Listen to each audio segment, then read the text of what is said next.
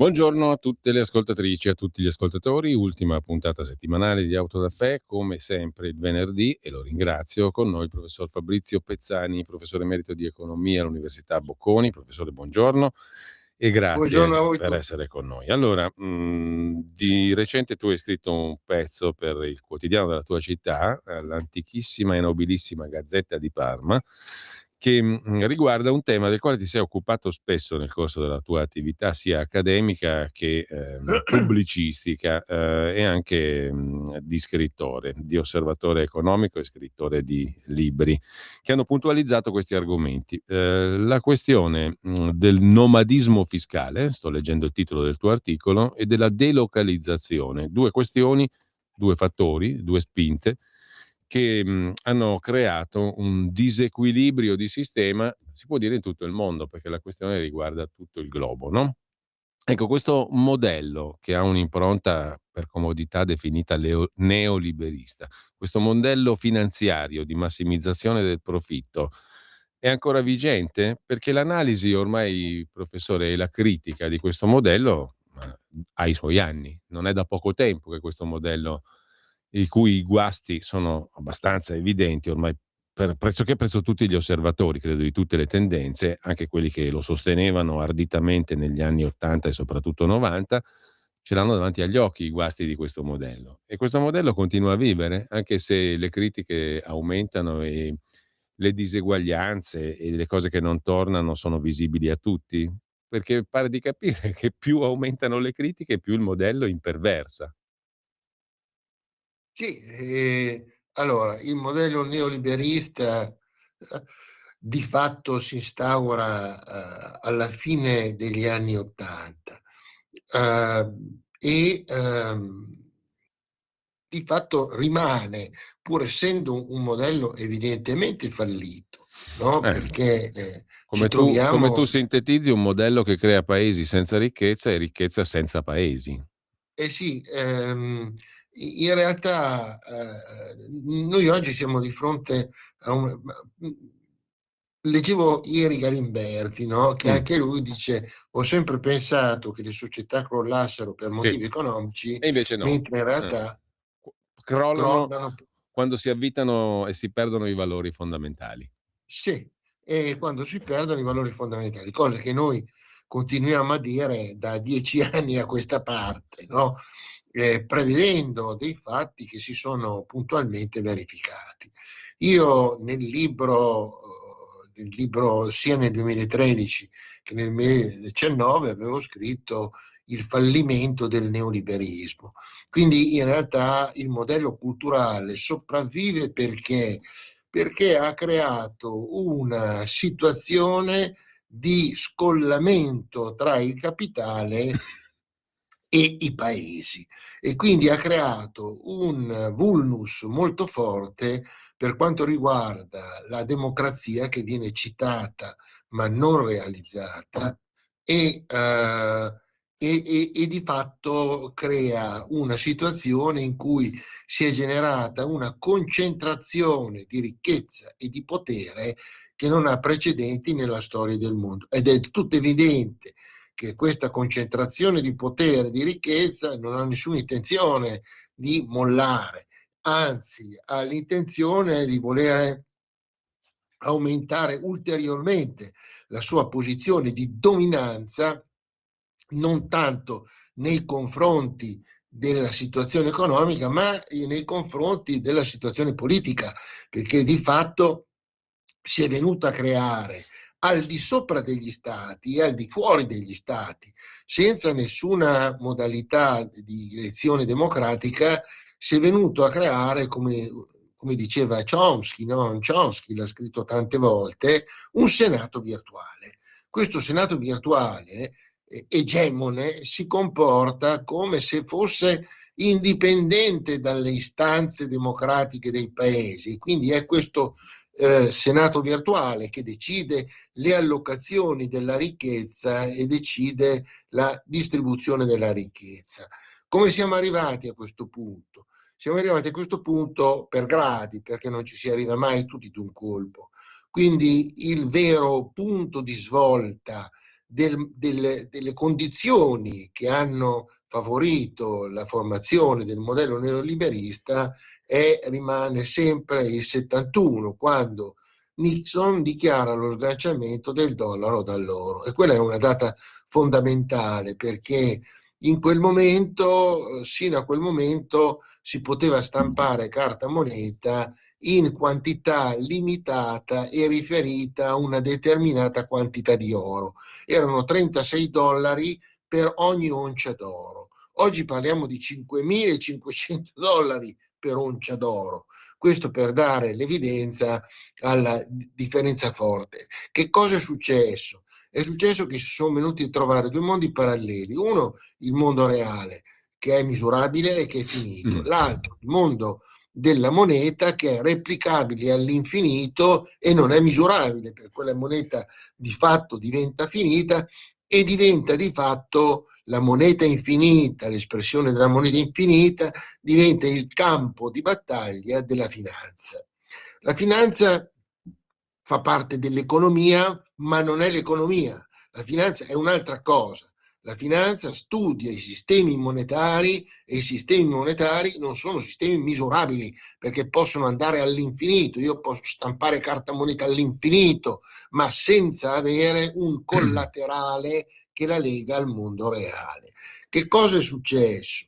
È successo che la finanza via via si è andata affermando, i valori della finanza si sono sposati con un modello socioculturale che stava declinando verso una forma di evidente materialismo. Questo lo scrivevano i grandi storici che hanno studiato i 30 secoli di storia, come Pieter Sormi, come Toynbee, come tanti altri, che sostanzialmente mettevano in guardia dal fatto che ci troviamo di fronte a una crisi, dicevano non ordinaria, di quelle crisi che si verificano ogni 10-15 anni, ma straordinaria perché si mette in discussione un modello culturale. Quindi noi siamo arrivati sostanzialmente a una fase in cui i valori dominanti sono valori di tipo materiale. Ecco, professore, No? questa Quindi, globalizzazione finanziaria improntata all'utile materiale, però ha degli effetti anche sulle attività produttive reali, no? Perché tu sottolinei nel tuo articolo che tutto questo genera trasferimento delle attività produttive dove i costi sono minori, quello che tu chiami anche il nomadismo fiscale, dove i costi produttivi ma anche fiscali sono minori. cioè le In aziende, funzione quindi non più dell'interesse nazionale, del bene no. comune, ma delle aziende stesse. Quindi per la prima volta ci si trova nella storia che la ricchezza prodotta viene separata dai paesi. Come e perché? Perché se la ricerca della massimizzazione del risultato è quella della riduzione dei costi, si va alla ricerca dei posti dove le produzioni Mm. costano di meno. Non solo, ma si va alla ricerca dove le imposte sui redditi costano di meno e dove si paga di meno. Quindi non si produce per la ricchezza del paese, ma si produce per la ricchezza dell'impresa e in funzione dei benefici fiscali che si ottengono. In questo modo che cosa succede? Succede che l'impresa va a produrre dove costa di meno e qui separiamo la produzione dallo Stato, ma separiamo anche il capitale dal lavoro, perché il lavoro in questo caso Mm. diventa puramente un mezzo di funzionamento e l'obiettivo è quello di ridurlo al massimo Mm. possibile, Anzi, sfruttandolo il più possibile, sino al professore, punto di farlo diventare tu azzerato. scrivi in maniera drastica: il lavoro diventa ostaggio del capitale. Il lavoro diventa ostaggio del capitale, insomma, no? Io leggevo ieri che questa azienda americana ha licenziato tutti i dipendenti perché farà fare questa operazione all'intelligenza artificiale, no? In realtà è un'operazione di finanza. La finanza di fatto non è più gestita da uomini, è gestita da computer. BlackRock ha il più grande computer vivente che si chiama Aladdin. Aladdin è un computer dove di fatto esiste una manipolazione sistematica funzionale ad aumentare le azioni, a diminuire le azioni, a far decidere un'azienda, a svalutare un'azienda o ad aumentare il valore di un'azienda. Quindi noi abbiamo separato completamente la finanza dal mondo reale. E che cosa succede? Che avendo delocalizzato il sistema, in fin dei conti, io quello che produco di fatto non è più nel mio paese, ma è in un altro paese. E quindi il lavoro viene separato dal capitale. Il capitale va alla ricerca Ed è per delle questo, condizioni. professore, è per questo che tu scrivi che questo modello genera una crescita pauperizzante, che è una specie di ossimoro, no? Perché uno pensa alla crescita e dice stiamo bene tutti. No, questa è una crescita che pauperizza, cioè rende poveri E molto sì, spesso. siamo di fronte, allora oggi guardiamo i fatti, siamo di fronte alla più grande disuguaglianza dei redditi della storia. Allora, il paradosso è che questo secolo avrebbe dovuto portare prosperità, uguaglianza, eccetera. Che cosa sta succedendo? Sta succedendo che la concentrazione di capitale e attenzione, il capitale, e questo è un altro aspetto importante, va alla ricerca delle situazioni in cui viene remunerato meglio, quindi sia dal punto di vista lavorativo sia dal punto di vista fiscale. Per cui che cosa succede? Che i redditi derivanti dai processi produttivi finiscono attraverso dei marchingegni finanziari di costituzione di scatole una dentro all'altra, finiscono per arrivare in quelli che noi definiamo i paradisi fiscali.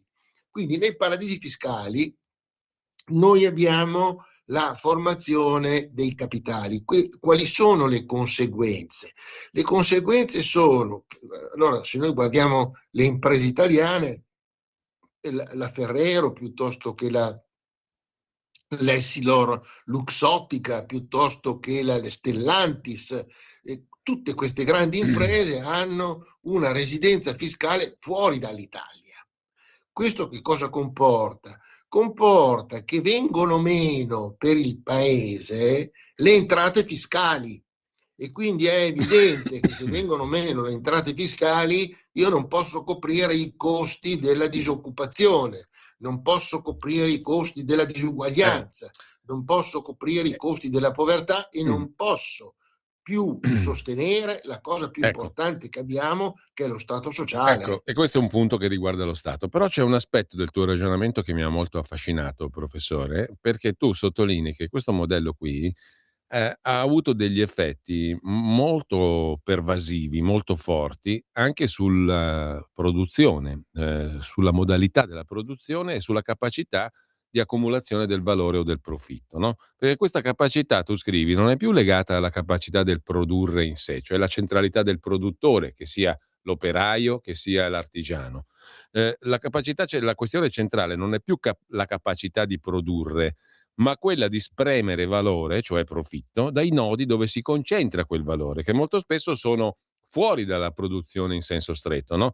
Sono a monte, progettazione e design, quella che noi chiamiamo molto spesso anche un po' la fuffa, diciamo così, della progettazione e del design, e talvolta a valle, cioè distribuzione e vendita. Molto spesso poi dominata dalla logistica massiva, vedi il modello Amazon, no? Per cui abbiamo dato dell'altro giorno, tra il 2012 e il 2025 sono scomparsi in Italia 156.000 punti vendita e attività di dettaglio. Quindi il profitto si genera lì, si genera in questi punti iniziali, progettazione e design, e finali, cioè distribuzione e vendita. Viene da dire, questo modello sopprime la parte centrale, che è quella della produzione, Certo, dove si concentra la certo, manifattura, certo. ovvero l'operaio e l'artigiano. Prendiamo due casi, tanto per farci capire.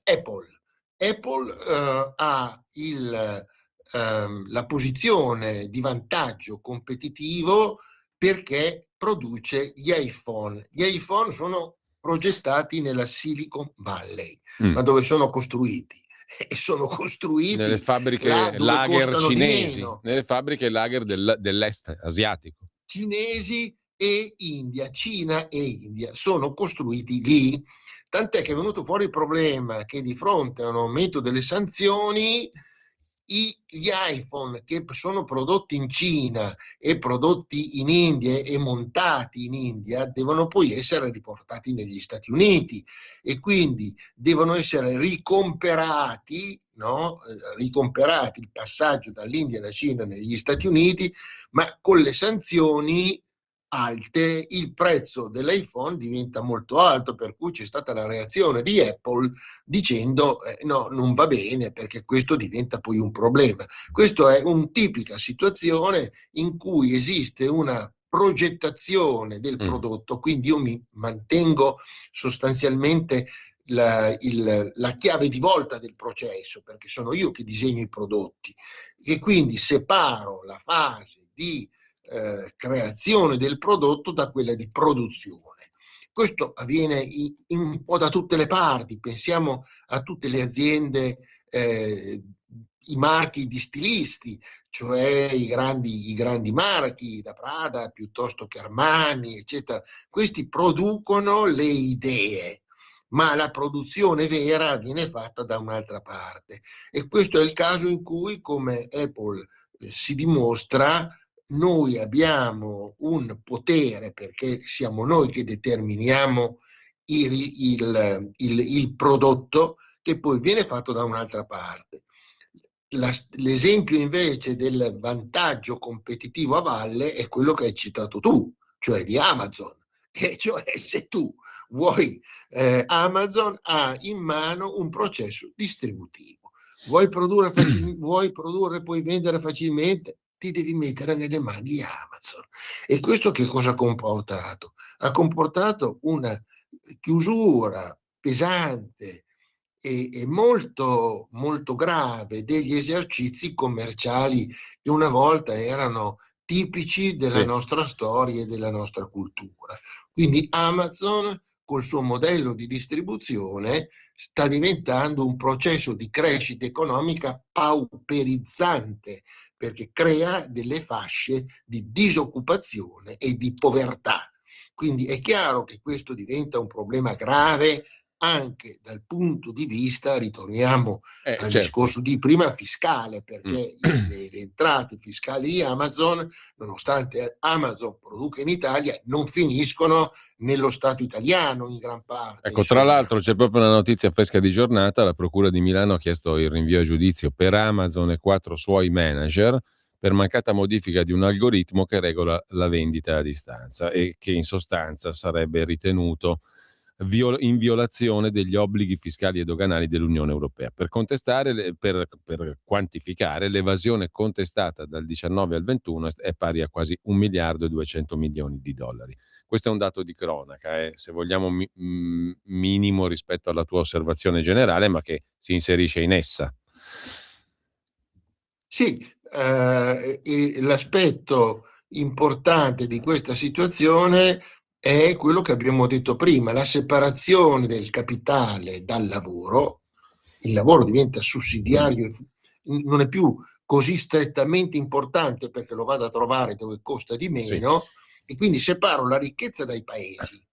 No? E i paesi ovviamente dalla ricchezza e separo il capitale dal lavoro. Ecco, però il punto interessante, professore, della tua analisi è che questa analisi non è solo prettamente economicistico-finanziaria, ma che richiama in causa un modello inevitabilmente legato ai valori. E qui torniamo al discorso che faceva anche il professor Galimberti, no? Che hai citato tu. Questo è un modello propriamente legato a valori, un modello culturale, socio-economico-culturale. Perché se tu vedi alla fine il lavoro solo come costo, come fattore produttivo da spremere, come tu scrivi, fino a quando non è da gettar via, è chiaro che siamo sotto un profilo non più solo economicistico, di numeri crudi, siamo sotto un profilo di valori e di modelli. È il modello che non funziona più, dobbiamo prenderne atto, perché in effetti questo è il cuore del ragionamento. Sì, allora, questo è il cuore del ragionamento. Io lunedì ho avuto un incontro sul nomadismo fiscale grazie a un intervento, a un incontro promosso dalla istituzione di Aspen Institute, no? Dove si discuteva della tassazione, no? Delle modalità di tassare, come tassare le imprese globali, allora una tassa globale, eccetera. Il problema vero qual è? Il problema vero è che il modello culturale, cioè tu stai sostanzialmente cercando di riequilibrare il sistema, cioè riequilibrare il sistema vuol dire trovare delle forme di garanzia per cui i costi siano sopportati dai ricavi, diciamo che le uscite siano sopportate dalle entrate. Stiamo parlando di equilibrio.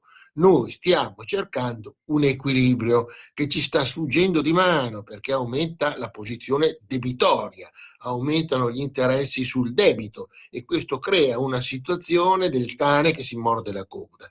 Allora, il vero problema qual è? Che la ricerca di trovare un equilibrio all'interno dei paesi in modo da ridurre l'indebitamento e, attenzione, non distruggere lo Stato sociale, che è una delle ricchezze fondamentali che noi abbiamo realizzato in Europa in senso lato. Non hanno gli Stati Uniti, non ha l'Inghilterra. Gli stati anglosassoni non sanno cos'è lo Stato sociale.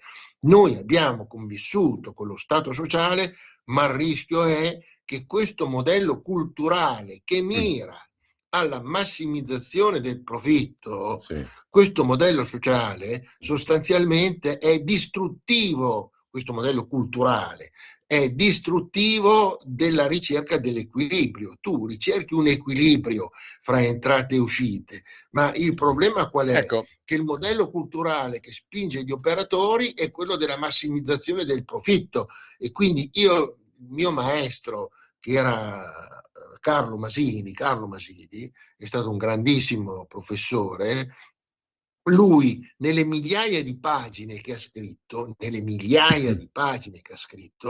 non ha mai scritto una sola volta massimizzazione del profitto. Masini era una persona di grande spessore morale e religioso. Lui, ogni pagina che scriveva in alto a destra, la prima cosa che faceva era scrivere in stampatello A.M. che stava per Ave Maria.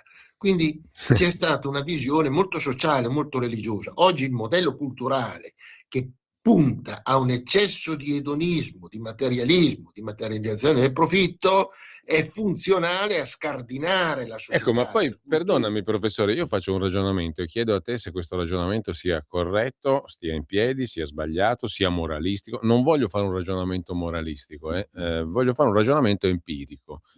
Io noto semplicemente che se tu mi distruggi la produzione, se mi distruggi il lavoro, distruggi la qualità della vita e il livello di vita di una grandissima quantità di persone, perché fanno parte di tutta quella che un tempo era la classe media cosiddetta, perché anche gli operai erano diventati classe media. Nell'Ottocento, nel Settecento erano i proletari e c'era il Lumpenproletariat, no? Il sottoproletariato, erano poverissimi.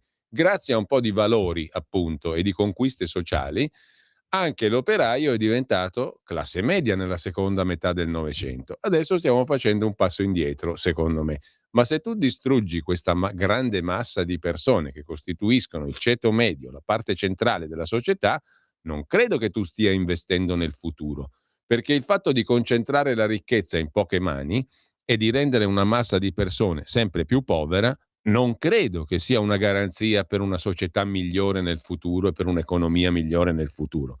Ci stiamo proletarizzando e stiamo andando incontro a una caterva di guai, secondo me. O sbaglio a ragionare così? no, Ripeto, non è assolutamente moralisticamente, non moralisticamente, ma no, no, no, no, no, no, no, empiricamente. no, no, stiamo ragionando dal punto di vista di una equità complessiva, no? Allora, noi che tipo di società vogliamo avere? Poi la domanda che ci Eh, dobbiamo fare è questa, cioè è una società dove esiste una bassa disuguaglianza, bassa povertà, bassa disoccupazione, perché i valori che abbiamo promosso con la nostra Costituzione, che spesso viene richiamata, ma troppo spesso non viene realizzata, noi abbiamo promosso una grande crescita economica.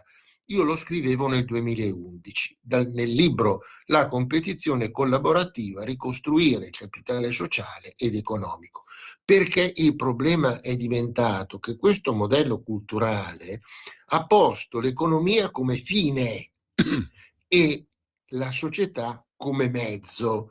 Quindi nel momento in cui io metto come fine la massimizzazione del risultato, io lavoro per quello. Quindi in realtà se diciamo che il concetto è: io dovrei massimizzare il profitto dei tanti, cioè il relativo profitto modesto, medio, profitto di tanti, non il grande profitto di pochi, perché sennò faccio il male no, della no, società. ma infatti io facevo questo esempio, no? Cioè noi siamo Cioè, entrati qua in mi viene in quello mente, professore, perdonami se interloquisco, ma il tema che tu poni è talmente stimolante che non posso farne a meno, ma mi viene in mente che queste cose qui le pensavano quegli illustri pensatori che avevano visto la rovina della seconda guerra mondiale e che avevano creato la terza via, la dottrina sociale della Chiesa stessa. Non voglio giudicarla sotto il profilo religioso, ma sotto il profilo dei contenuti. E questi dicevano: è molto meglio avere una società nella quale ci sono tante piccole e medie imprese, artigiani, lavoro diffuso, non monopoli, non oligopoli, ma diciamo così tante piccole realtà, piccole e medie imprese che garantiscono un benessere massivo a disposizione di un gran numero di persone, piuttosto che le concentrazioni monopolistiche che, se in più gli metti il turbo della finanza, ti rovini completamente. Io però, prima di chiudere, perché sono le 10:58, vorrei farti riflettere, alla luce di tutto quello che abbiamo detto e che ci hai spiegato stamattina, su una notizia, perché delocalizzi, nomadismo fiscale, vado a produrre in Cina, ma io ho letto stamattina che quel che rimane della Fiat, Stellantis, si sta mettendo d'accordo con i cinesi affinché i cinesi vengano a produrre negli stabilimenti europei di Stellantis, in primis in Italia e non solo però. Quindi Stellantis se ne va, lascia i cinesi negli stabilimenti tipo Mirafiori, tanto per capirci, a produrre qui e si concentra negli Stati Uniti, nel mercato americano. Non so quanto questa scommessa sia vincente o meno, ma non mi interessa questo aspetto, mi interessa il primo. Allora tu hai delocalizzato in Cina, adesso loro vengono qua a produrre a Mirafiori? il problema, E io mi insomma, domando, il discorso. professore, poi ti do subito la parola per concludere 10:59, ma vengono qui a produrre a che condizioni e con che salari per i futuri lavoratori della Allora, Mirafiori il cinese? problema è quello che io sostenevo da sempre, e cioè che la società è fondamento dell'economia. Cioè, se tu hai una buona società, hai una buona economia, ma non è detto che se tu hai una buona economia, che hai un alto PIL, tu abbia una buona società. E questo è importante perché la Che a me situazione. francamente di vivere in un modello cinese a casa mia No, proprio non mi piace per niente. no, ma il problema qual è? Che il collasso di una società è un collasso, come abbiamo detto, morale, culturale, di pensatori. Non abbiamo più gente che pensa, guardiamo la politica, guardiamo i dibattiti politici, non abbiamo più pensatori. E quello che diceva Ratzinger sostanzialmente, ma quello che diceva Sorkin, quello che diceva Toynbee, qual è? Che le società, le civiltà vanno avanti grazie solo a minoranze creative. Queste minoranze creative sono guardate con dispetto dai mainstream perché sono diverse, perché portano dei valori diversi, perché dicono la verità. E i primi a non voler rendersene conto sono i media, i mainstream, che scrivono quello che gli dice il direttore, ma non quello che è la verità. Quindi il problema vero è che per Ma ritornare il a punto una vero è che non c'è più situazione. nessuno che analizza la realtà sotto il profilo No, mediatico. no, non ci allora il problema è sempre quello, tu devi avere delle minoranze creative che portano avanti le idee. All'inizio sono viste male, poi dopo saranno anche accantonate, ma sono loro che portano avanti le idee, che dicono oggi o cambi oppure sei destinato al collasso. Questa è la realtà che Professore, nessuno noi, vuole noi capire. dobbiamo salutarci. Questa mezz'ora mi è piaciuta molto, credo sia piaciuta anche agli ascoltatori perché ci sono svariati messaggi che comunque commentano variamente le cose che abbiamo detto noi. Dobbiamo salutarci, quindi grazie al professor Fabrizio Pezzani, buona Grazie a fine di voi, grazie settimana, a voi. sigla e poi Silvano Iannacci. Grande.